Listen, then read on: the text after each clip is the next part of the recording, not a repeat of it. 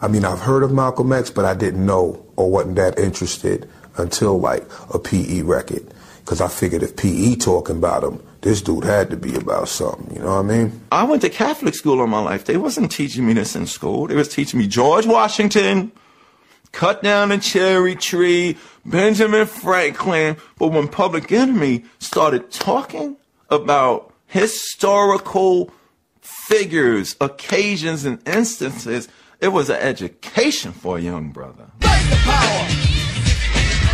Throughout Public Enemy's career, Chuck D said the things white America didn't want to hear. Fight the Power is one of the clearest examples. Chuck went straight for the jugular, attacking America's king of rock and roll for stealing the black man's music. Elvis was a hero to most, but he never meant shit to me. Yes, he's straight out racist. The sucker was simple and plain. Motherfucking in John Wayne. Cause I'm black and I'm proud. I'm ready, I'm hyped, cause I'm amped. Most of my heroes don't appear in no stamp. Elvis was a hero to most, but he never meant shit to me. He was straight out racist. Like that. That was unheard of. People weren't doing that kind of name dropping like that. What Chuck was doing was saying, you know, enough of these white heroes. We want to celebrate some other heroes as well, you know. It was shocking. It was shocking. And, you know, when people talk about Chuck D being Malcolm X, that was the kind of stuff that was Malcolm X-esque. I got a letter from the government the other day. I opened and read it and said they were suckers. They wanted me for their army or whatever. Picture me giving a damn, I said never. Here is a land that never... And for their second LP, Chuck's rabble-rousing rhymes combined perfectly with the explosive Bomb Squad production to create one of pop music's all-time classic albums.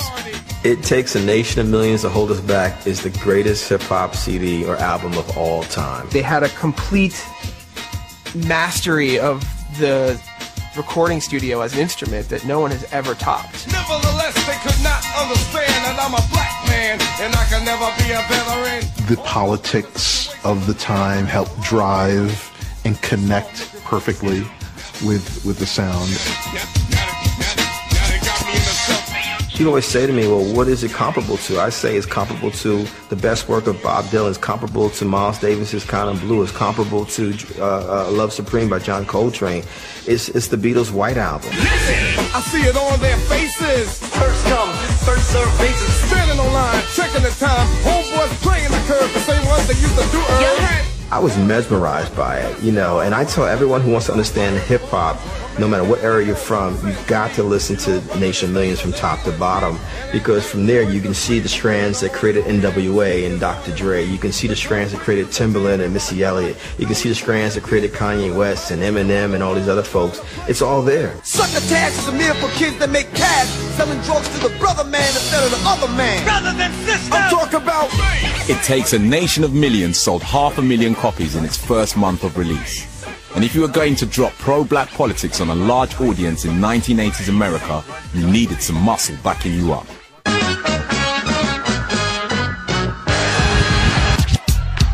Griff, Mr. Martial Artist. Griff had this tiny dynamo kind of vibe to him. He was the big thing in the small package.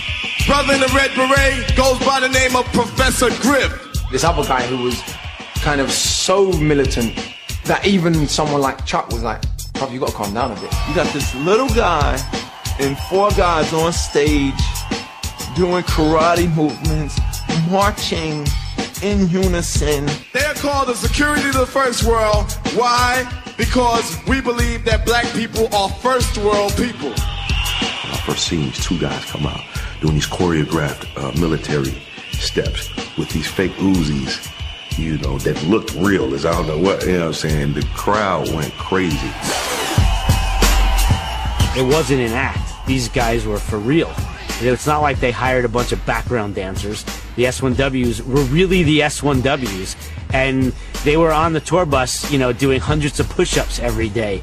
Like, you didn't fuck with those guys. I was at the Hollywood Palladium watching the Public Enemy show one time, and a guy jumped on stage, and it looked like he wanted to do something to Flav. He was running towards Flav, but he had this crazed look on his face, and I saw Griff grab the guy with one hand at a certain part of his arm, turn a certain way, and in the third move, this guy was locked up in a certain way, and Griff was throwing him back in the audience, jumping down there with him, with the S1s, and they all escorted this guy out the place.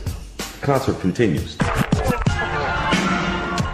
We never start any trouble. We don't boast to be badasses or anything like that. It's just that if something come our way in a situation, fighting is the last resort.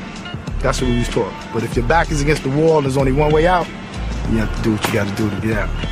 The S1Ws were shocking, but what I liked about it was it showed togetherness, it showed unity.